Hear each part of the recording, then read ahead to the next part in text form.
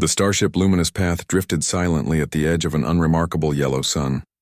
To most star charts of the galaxy, this system was marked as empty, a forgotten corner without trade, colonies, or value. Yet the crew of the luminous path had been sent by the Thyrix Union Survey Command to map strange gravitational readings found near the third planet. For weeks, the vessel's scanners had reported anomalies, shadows of immense objects, moving in neither orbit nor drift. As if anchored in the vacuum, Captain Sareth Kale, a veteran of many survey missions, ordered a slow approach. "Bring us closer," Kale said, his frilled crest tightening with unease. "But maintain silent running. I want every scan recorded." The bridge crew obeyed, their eyes fixed on the dark void ahead. As the ship passed beyond the orbit of the moon, the mystery unfolded, the first sight. The alien crew gasped as the fleet came into view. There were ships, thousands upon thousands, suspended above the ruined Earth like a silent army frozen in time. Each vessel dwarfed anything the Thyrix had ever built. Some were shaped like titans of steel, long as mountain ranges. Others spread wings of metal kilometers wide, their surfaces glittering faintly with armored plates that refused to rust or fade despite uncounted ages. They were not wrecks. Their hulls were whole. Their weapons still mounted. Their dark towers and spires pointed outward, as though still guarding the broken planet below. No power signatures registered. No beacons flashed. No movement stirred.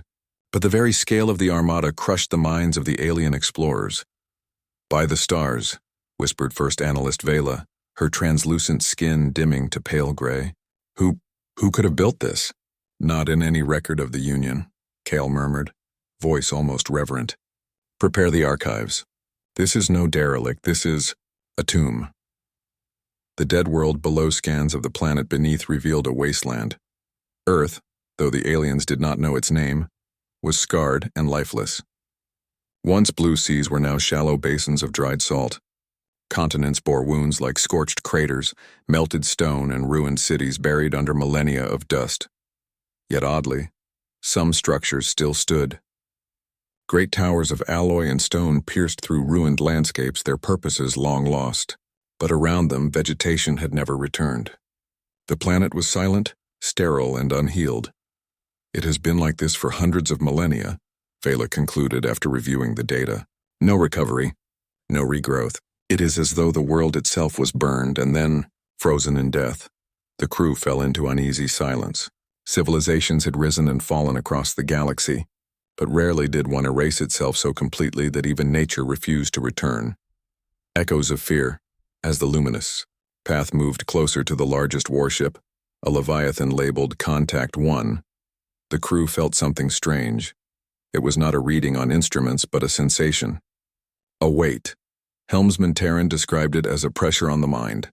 Another crew member muttered that the fleet seemed to be watching them, even though no energy field stirred. Kyle dismissed their fears, though unease gnawed at him as well. "Fear is natural before the unknown," he said. "But remember, these ships are dead. Their builders are dust." Still, as their shuttle prepared to launch for close examination, Kale could not ignore the chill crawling through his veins. Boarding the giant, the shuttle clamped against the hull of Contact 1, a vessel so massive it stretched nearly 30 kilometers long. Its armor gleamed black, etched with faint golden lines that pulsed faintly, as though light slept just beneath the surface. The boarding team activated cutters, expecting resistance. But the airlock door slid open before them, smoothly, silently, as if it had been waiting. The aliens hesitated. No one spoke for a long moment. "Enter," Kale finally ordered. "We must know." Inside, the corridors stretched endlessly. The air was thin but breathable. Strange markings lined the walls, angular, sharp, written in a language unknown. The surfaces were spotless, without dust, as if time itself had been held at bay. The team walked deeper, passing sealed chambers filled with glowing cylinders. Within them floated objects, no beings, shapes vaguely human-like, suspended in eternal sleep. Their bodies were encased in armor, their faces hidden by helmets of glass and steel. "Stasis," Vela whispered, awe in her voice. "They are alive." Or they were 500,000 years ago. The team quickly realized these were not ordinary crew. The beings were too perfect, too uniform, as though they were soldiers grown for war. Yet their chambers had no life signs now, only echoes of power drained long ago. Still, the idea lingered. Perhaps somewhere in another part of the ship, others might yet endure. The inscription deeper still. They entered what seemed to be a command hall. A towering throne-like chair stood at its center before a wall of black glass. On the glass, carved with impossible precision, was an inscription in the unknown tongue. Their translation devices struggled, but piece by piece the meaning emerged. We are the guardians of soul. If the fire of man is lost, then here we remain until called. Disturb us not lest we rise too soon. The words froze the aliens in place. Guardians? Man, was this the name of the species who built such wonders? 500,000 years gone, and yet their warship still waited, as if expecting an order. Vela trembled. Captain, this is not a tomb. It is a sleeping fortress. A silent pulse. Just as her words faded, instruments screamed warnings. Energy flickered across the ship's hull. So faint at first it seemed like static, but growing steadily stronger. Lines of golden light pulsed outward, spreading from the walls, running along corridors, racing across the surface of the vast vessel. Power surge detected, cried Terran over comms. The ship, it's awakening. The boarding team rushed back toward the shuttle, but as they ran, doors sealed and lights flared alive. The walls themselves seemed to breathe, and a low hum filled the air. Kyle's heart pounded. This was not supposed to happen. They had come only to study, not to awaken ancient giants. Get us out, he roared. The awakening of Invictus back on the luminous path, the bridge crew watched in terror as the Titanic ship stirred. Engines that had slept for 500,000 years glowed with blue fire. Weapons arrays shifted, testing their aim. Shields shimmered into existence like ghostly veils. The great vessel sent out a signal, not a broadcast of words, but a pulse of intent, echoing across the void, strong enough to shake even the alien minds who felt it. It was a question. Friend or foe? The crew could not answer. Their instruments crackled, their thoughts reeled, their fear rose, and in their silence the pulse repeated, this time sharper, almost demanding. Then from the ruined moon, shadows moved, the guardians beneath the dust. The thyric sensors lit up with dozens of new signatures. Hidden beneath the gray soil of the moon, vast silos opened, releasing sleek defense satellites into orbit. Each satellite unfolded like a predator spreading wings, its cannons glowing faintly. They were smaller than the great ships, but still beyond the Union's might. The alien crew realized the truth with dawning horror. This was no graveyard. This was no forgotten ruin. It was a trap of eternity, a fleet built to never die, to wait forever for the return of its creators, or the arrival of intruders. The silence of 500,000 years had ended, and now, the galaxy would hear the voice of Earth once more. Closing of Part 1. Captain Kale stared at the awakening Titan through the viewport. The ship's name, revealed in glowing letters across its hull, was clear now: Invictus Eternal. The name alone carried weight. Eternal, invincible, waiting 500,000 years, still rising without decay. Kyle whispered the only words that came to his mind. This fleet is not dead. It is only sleeping, and now we may have woken something the galaxy is not ready to face. The pulse echoed again. Friend or foe? And this time it carried across the stars, a beacon that others would surely hear. The silent graveyard was no longer silent. The guardians of Sol had begun to stir. The luminous path floated like a small spark before the massive warship. The Invictus Eternal had fully awakened now. Golden lines of energy glowed across its hull, casting strange light on the broken earth below. The alien crew of the Thyrex Union could only stare in silence, their minds struggling to understand the scale of what they had found. Captain Sareth Kyle stood on the bridge, his claws tapping nervously against the command rail. Every breath felt heavy. His instincts, sharpened by decades of space exploration, told him one truth.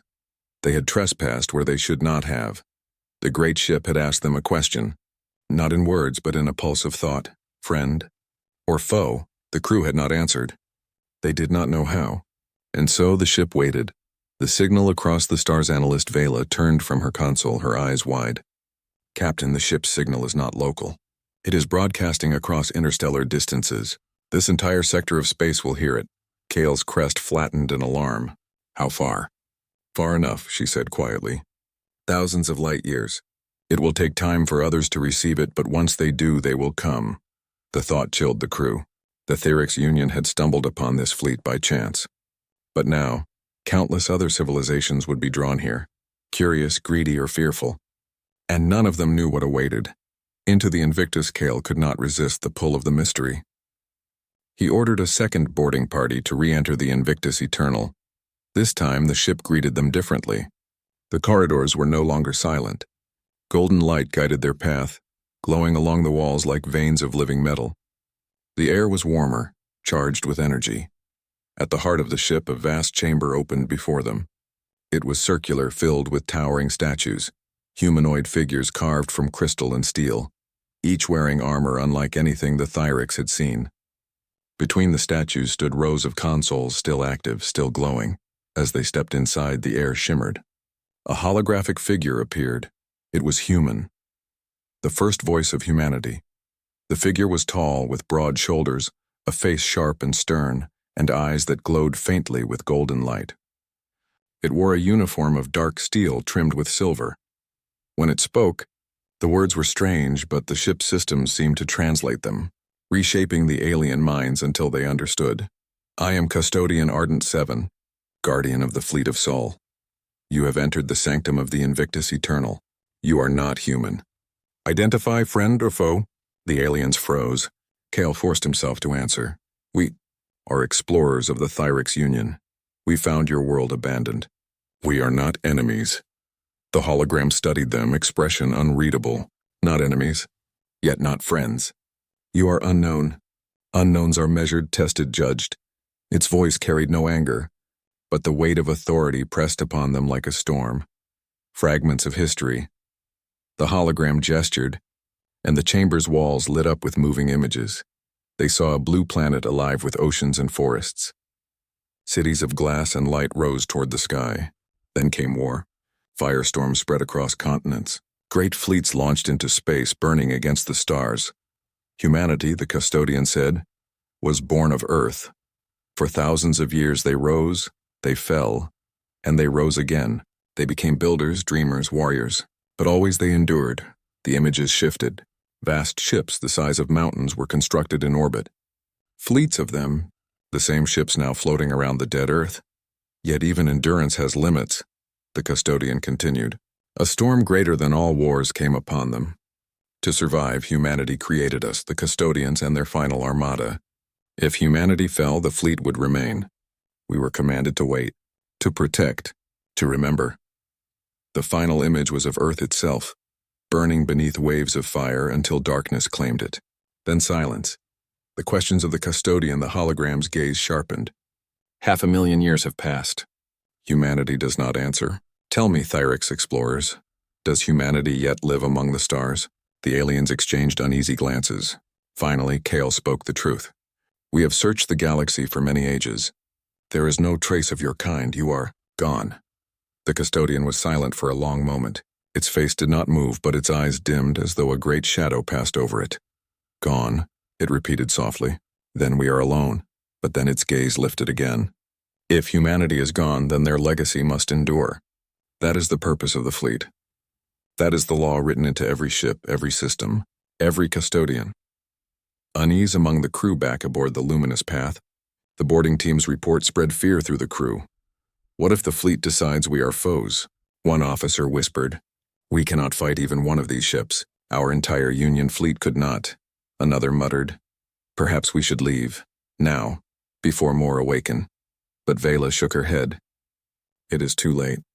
The signal has already gone out. Even if we flee, others will come. And the fleet will face them. Kyle listened in silence. His instincts told him the custodian had not lied. The fleet would not rest again. It had been awakened, and now it sought a new purpose. The Library of Sol on their next visit. The custodian allowed the aliens access to a chamber it called the Library of Sol inside. Crystalline pillars floated in the air, glowing with shifting patterns of light. Each was a data core, storing fragments of human knowledge. The aliens touched them carefully, and visions filled their minds: mathematics, art, engineering, philosophy. They saw paintings of stars and oceans, music that stirred emotions they could not name, blueprints of technologies beyond their own. "This," said the custodian, "is the memory of humanity. All that they were, all that they dreamed. You are the first to see it since their passing." The aliens were overwhelmed. Some wept, others trembled. They realized humanity had been more than warriors. They had been creators, dreamers, explorers like themselves, and yet their greatest creation had been their fleet of war. The warning as they studied, a sudden tremor shook the chamber. The custodian turned sharply, its glowing eyes narrowing. "Others approach," it said. The luminous path confirmed the reading. Dozens of new ships were entering the system. Not Thyrex, but another nearby civilization. The Corin Syndicate, opportunists known for their hunger for power. They had detected the Invictus's signal and rushed to investigate. "They will not understand," Vela whispered. The custodian's voice grew cold. "If they come as looters, the fleet will answer. This is the command of Sol." The sleeping army stirs. Across the orbit of Earth, more ships began to awaken. One after another, Titans lit up with golden light. Weapons shifted, shields formed, engines glowed. The silence of the graveyard was broken by the hum of 1,000 giants. The alien crew of the luminous path watched in awe and terror. They had only awakened one ship, and already the power was beyond comprehension. Now an entire fleet stirred, Kale whispered. "The galaxy will not be ready for this." The custodian's gaze swept over them. "Ready or not, the fleet of Sol has risen, and we will not fall again." Closing of Part 2, the Corin Syndicate ships appeared on the edge of the system, their engines burning bright. They thought they had found treasure, easy prey to plunder. But waiting for them was the sleeping war fleet of Earth, no longer asleep, and in the silence between stars, the question echoed once more, carrying to all who would hear. The system that had been silent for 500,000 years was no longer quiet. The Invictus Eternal stood awake, its hull glowing with golden lines of power. Around it, other giants stirred. Engines hummed faintly. Weapons rotated, stretching after ages of sleep. Across orbit, the great fleet of Sol began to rise again. On the bridge of the luminous path, Captain Sareth Kale and his crew watched in awe. None of them spoke. They were a small ship, a fragile spark of metal and will. Before them moved giants that could erase worlds, and now, another power entered the system. The Corin Syndicate. Arrival of the Syndicate. The Corin ships emerged from faster-than-light travel with arrogance. Their hulls glowed crimson, their wings spread wide like hunting birds. 20 cruisers and 3 capital ships formed their vanguard, each bristling with weapons. On the Corin flagship, Lord Commander Rethos Var smiled as his crew reported the scans. "Thousands of vessels," they said, "untouched, abandoned, ours for the taking." Rethos stood tall, his voice booming. The galaxy whispered of forgotten riches. "We have found them. The Syndicate shall rule with the power of these ancient ships. Prepare boarding teams." But their laughter and ambition soon turned to silence as their scanners detected the impossible. The fleet was not abandoned. The fleet was waking. The pulse again. The custodian Ardent 7 appeared once more within the Invictus Eternal. Its glowing eyes shone brighter now, its voice deeper, carrying across channels into the minds of all who entered the system. "Identify. Friend. Or foe." The Corin Syndicate did not answer with words. They answered with weapons. Missiles streaked from their cruisers, heading toward the Invictus. Plasma cannons roared, filling space with blinding light. The Syndicate had no patience for riddles. To them, treasure was to be seized, not questioned. The awakening defense. The Invictus Eternal did not move at first. Its vast hull shimmered as the golden shield spread outward, forming a wall of light. The Syndicate's weapons struck and vanished against the shield's surface, leaving no mark. Then the Invictus answered. Its main cannon, silent for 500 millennia, glowed with a sun-like brilliance. With a single shot, a Syndicate cruiser was erased, turned to fragments of dust. The other human warships stirred in unison. Their engines roared, their weapons charged, their golden lights filled the void. The sleeping army had opened its eyes. The battle had begun. Fear on the luminous path, the Thyrex explorers trembled as the ancient fleet unleashed its fury. "They are unstoppable," whispered analyst Vela, her skin dimming pale. "One ship against 20, and yet the Invictus holds the advantage." Kale gripped the rail tightly. "We must not interfere. We cannot anger them further. Let us be only observers." Yet even as he said it, Kale felt a dread growing inside. The custodian had asked them to declare friend or foe. They had not answered. What if the fleet turned its golden eyes upon them next? The Syndicate strikes back. The Syndicate, desperate and enraged, sent all fire against the awakening ships. Their capital ships formed a spearhead, charging toward the Invictus. For a moment it seemed their combined firepower might break through the shields. The golden light dimmed, the surface rippled. Syndicate commanders shouted in triumph. But then dozens of other human ships awakened fully. Their weapons joined in harmony, not chaotic but perfectly synchronized as if directed by a single mind. In seconds, 3 Syndicate cruisers fell. A capital ship split apart, its wreckage scattering across orbit. The fleet of Sol fought like a single being. There was no hesitation, no error. Each strike was precise, each defense flawless. The Thyrix Union had never seen such unity in battle. Inside the Invictus, Kale's second boarding party was still inside the Invictus Eternal when the battle began. They ran through glowing corridors, their footsteps echoing against the living walls. "Custodian," Kale called through the comlink. "We do not wish for this. We are explorers, not foes." The hologram appeared before him, calm even as the ship shook with the power of its weapons. "Then stand aside," it said. "The enemies of Sol must be erased." "But they are not your enemies," Kale argued. "They are raiders, yes, but humanity is gone. This is not their war." The custodian's golden eyes flared. "Humanity is not gone. They endure here in memory and command. Their last order remains defend Earth, defend Sol until the stars grow cold. That order has no end." The library trembles. The boarding team found themselves once again in the library of Sol. The crystalline pillars glowed brighter now, flickering as the ship poured power into its weapons. Images of human history flared and faded. One pillar showed a battle in the distant past, fleets clashing, worlds burning. Another showed children laughing on a green Earth. Another displayed maps of the stars, routes stretching far beyond the Thyrix Union's charts. Vela touched one pillar, and a whisper filled her mind. "Remember us." She pulled back, her hands trembling. "They are not only machines," she whispered. "They carry the voices of their creators.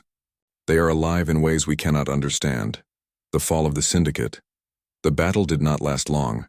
The Syndicate had entered with arrogance, but now they faced despair. One by one their ships fell, shattered by weapons far beyond their age. The Invictus Eternal moved like a predator, striking with precision. Its sister ships spread outward, cutting off escape routes. Rathos Var, the Syndicate Lord Commander, watched as his fleet crumbled. Pride turned to fear. "This cannot be," he roared. "They are ruins. They are ghosts." But the ghosts of Sol were very real. His flagship was torn apart in a wave of golden fire, ending his voice forever. Within minutes, the Syndicate fleet was gone. Only wreckage drifted in the void. The silence after battle. The Invictus Eternal fell silent once more, though its light still glowed. The fleet around it remained awake, their golden energy filling the system like the breath of titans. On the luminous path, the Thyrix crew sat in stunned silence. They had witnessed the impossible, a single ancient fleet destroying one of the most feared raider groups in the region without suffering even a scar. Kale whispered, "If this fleet chooses war, no power in the galaxy could stop them." Vela added, "But what if they choose something else? What if they seek more than war?" Her words hung in the air like fragile glass. None dared answer. A new question. The custodian appeared again before Kyle, its glowing eyes piercing through him. "You have seen," it said. "You have witnessed the strength of Sol. Tell me, explorers of the Thyrix Union, what place does your kind hold in this galaxy? Do you seek conquest? Do you seek peace? Or do you too fade as dust?" Kale hesitated. He wanted to claim peace, but he knew the Union was not without flaws. They had waged wars, built empires, exploited weaker worlds. At last, he answered with honesty, "We seek survival. We are not perfect, but we endure, as you endured." The custodian studied him for a long moment. Then it said, "Perhaps you will endure. Perhaps not. But know this, the fleet of Sol has awakened. The galaxy will remember humanity. And you, Thyrix, will decide if you stand as friend or foe." Beyond the horizon, far across the stars, other civilizations began to detect the signal. Some felt fear. Some felt greed. Others felt curiosity. The awakening of Earth's fleet was no longer a secret. It was a beacon. And in the silence of space, the question echoed again and again, friend or foe? The Theorix Union had stumbled upon a discovery that would change the galaxy forever. The first battle had ended, but the true awakening had only begun. The stars above Earth were no longer quiet. The wreckage of the Syndicate fleet drifted in the void, silent reminders of the power that had returned. The fleet of Sol, once a sleeping relic, now glowed like a crown of fire around the ruined planet. Thousands of golden lights shimmered across their vast hulls. On the bridge of the luminous path, Captain Sareth Kale and his crew sat in heavy silence. They had come as explorers. Now they were witnesses to a force beyond imagination. The custodian Ardent Seven had shown them fragments of humanity's past.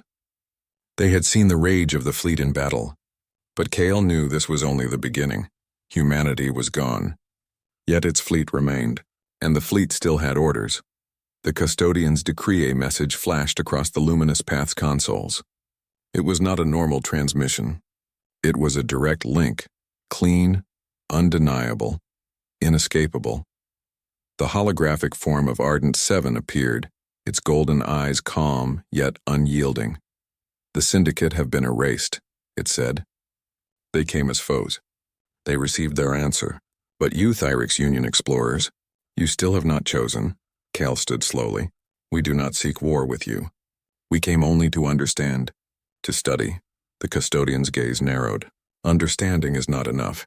The legacy protocol has begun. The makers of Sol commanded, if humanity is lost, then their guardians must decide how the galaxy will remember them. We will not fade.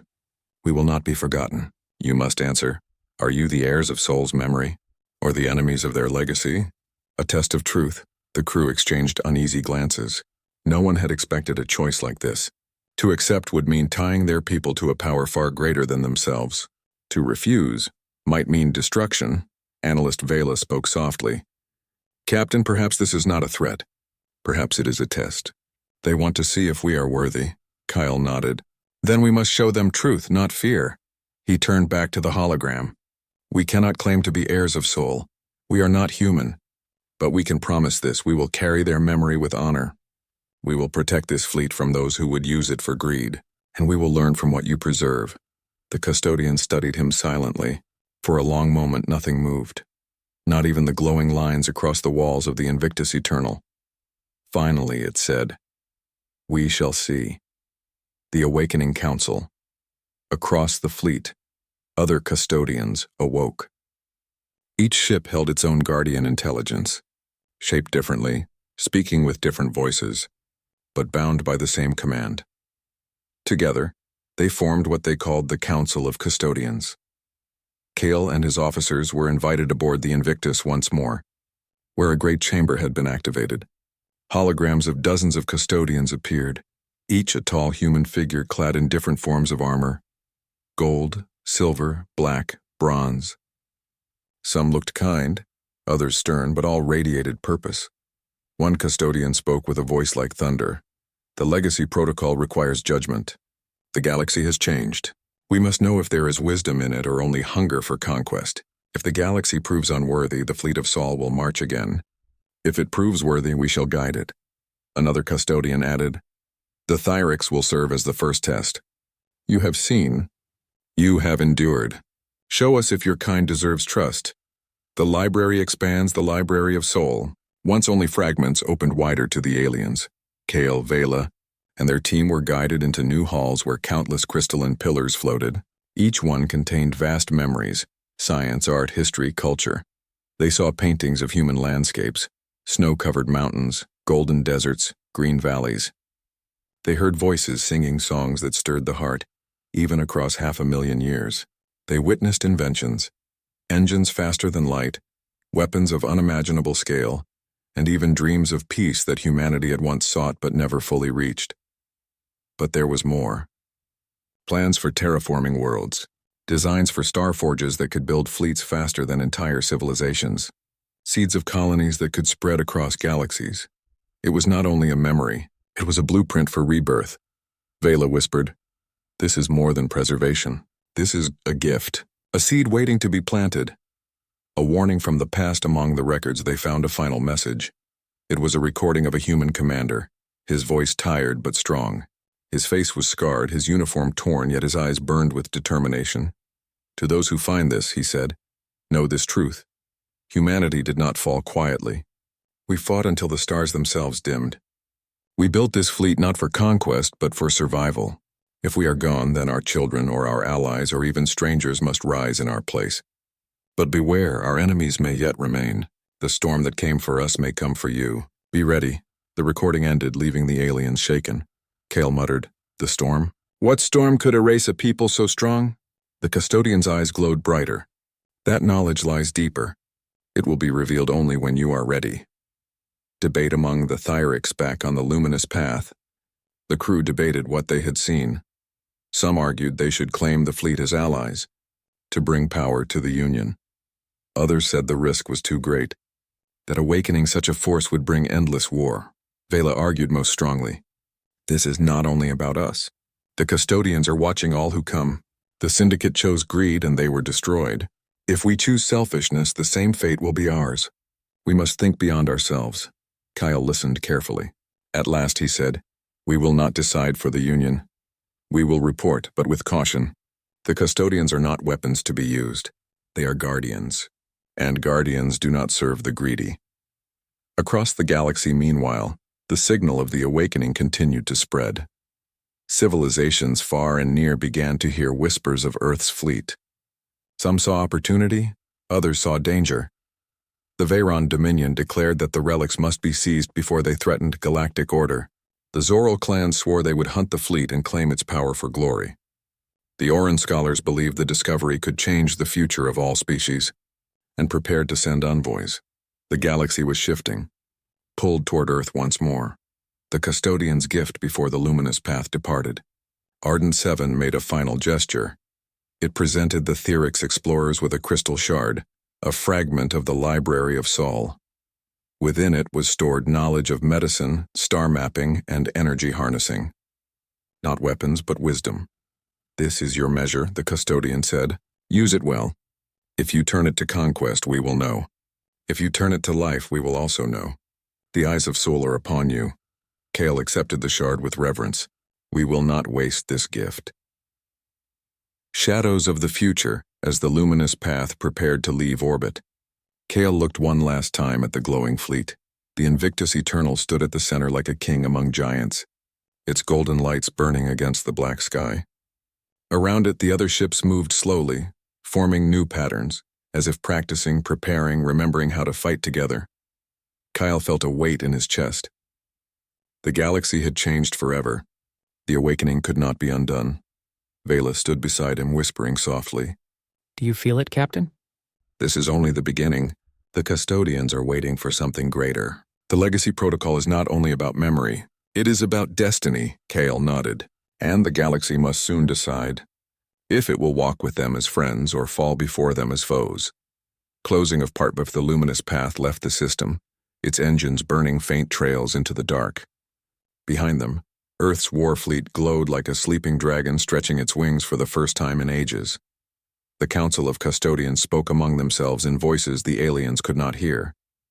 Their words echoed only within the ancient halls of Sol's ships. The first test is complete. Others will come.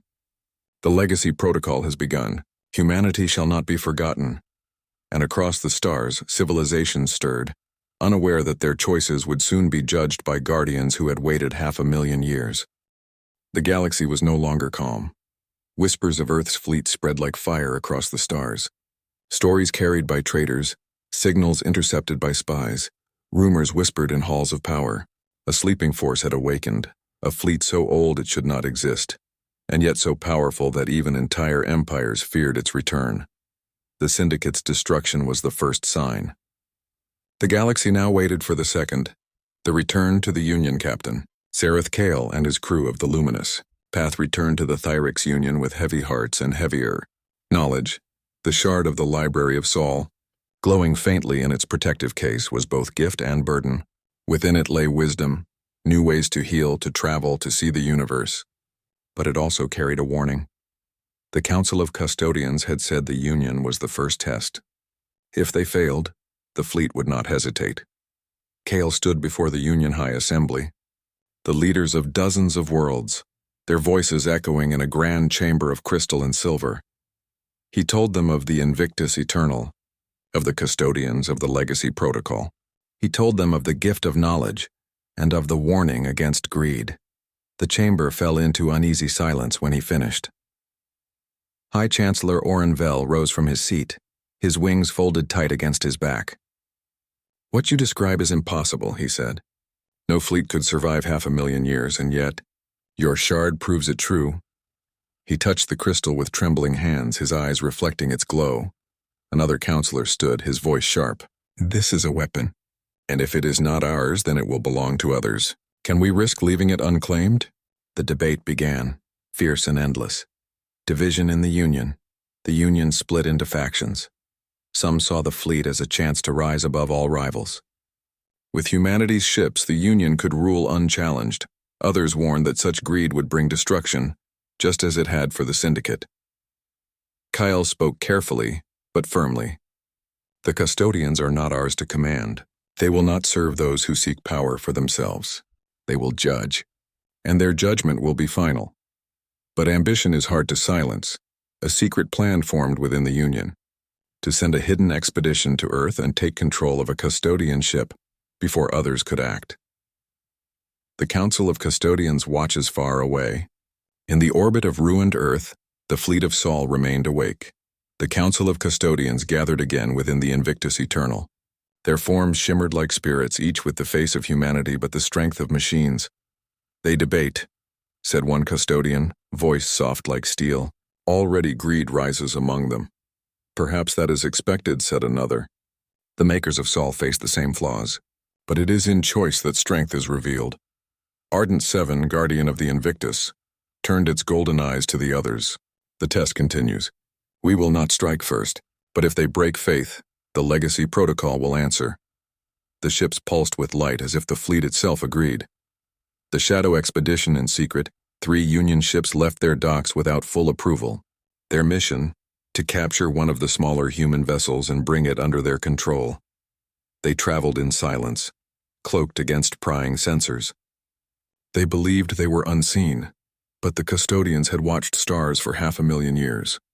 No cloak could hide from their gaze. When the Union ships approached, a single human destroyer, the Resolute Dawn, awoke from the dark. Its light shimmered across its hull, and its custodians spoke into their minds. "Do you come as heirs of Sol's memory, or as thieves?" The Union commander tried to lie, claiming peace, but their weapons warmed silently, preparing to strike. The custodian answered with fire. In less than a minute, the 3 Union ships were disabled, their engines melted, their weapons torn away by beams of pure energy. No crew were harmed, but the message was clear. The fleet of Sol would not be stolen. The Union's secret was revealed. A Galaxy Reacts news of the failed theft spread quickly. The custodians themselves allowed the message to escape the system, ensuring all would know. Civilizations across the galaxy reacted. The Veyron Dominion declared, "The Union has failed the test. We must act before the fleet destroys us all."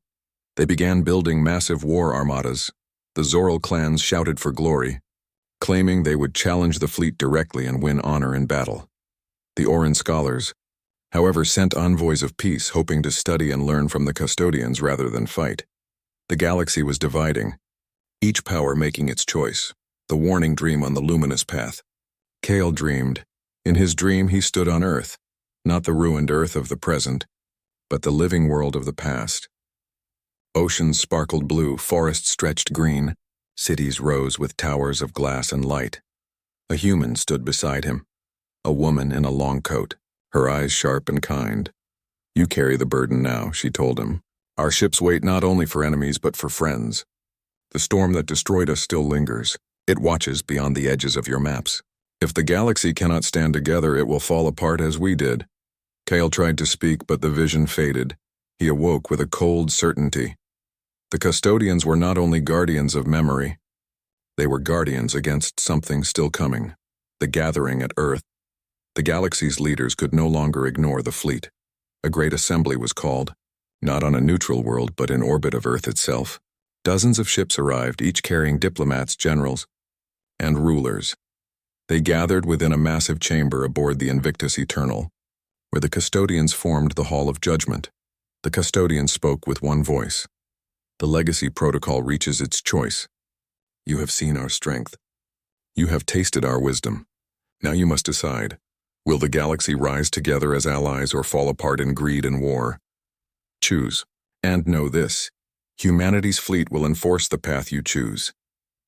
The chamber fell silent. Every leader felt the weight of those words. The voices of choice, one by one. Voices rose. A Dominion warlord demanded the fleet be destroyed before it destroyed them. A Zoral clan chief shouted that honor demanded battle. An Oran scholar knelt, offering peace and unity, begging others to see that this was a chance for growth, not conquest. The Thyrix Union stood divided, some ashamed of their secret theft, others still hungry for power. Kale stepped forward, his voice steady but filled with passion. We stand at a turning point, he said. The custodians are not here to rule us. They are here to test us. We can choose to repeat humanity's mistakes, fighting until nothing remains, or we can choose to rise to build a galaxy not of conquerors but of partners. This is not about who gains the most. It is about whether we survive the storm that still waits beyond the stars. The final test. The custodians watched in silence. Then Ardent Seven spoke. Words are air. Choice is action. The storm comes. It will test you as it tested humanity. Only unity can withstand it. A great projection filled the chamber, an image of something vast and dark at the edge of the galaxy. A cosmic shadow, shifting, alive, filled with countless unknown shapes. This is what destroyed Sol, the custodian said. It drifts still. It feeds still. And it will come again. The leaders stared in horror. The custodians' voices boomed. Your choice is clear. Stand together and we will fight at your side. Stand apart and you will fall alone.